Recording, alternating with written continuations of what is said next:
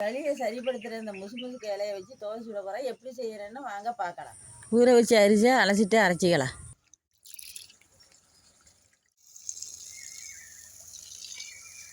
வெந்தயத்தையும் அது கூட சேர்த்து அரைச்சிக்கலாம். முசுமுசுக்கு இலையை ஆஞ்சிக்கலாம். ஒன்று ஒன்று ஆஞ்சி எடுத்துக்கலாம்.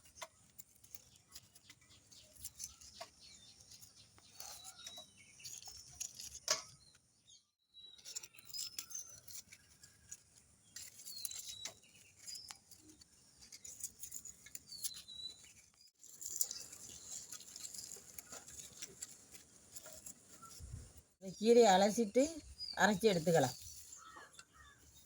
அரைச்சி வச்சுக்கிற மாவோட முசுமுசுக்க இலையை அரைச்சி சேர்த்துக்கலாம்.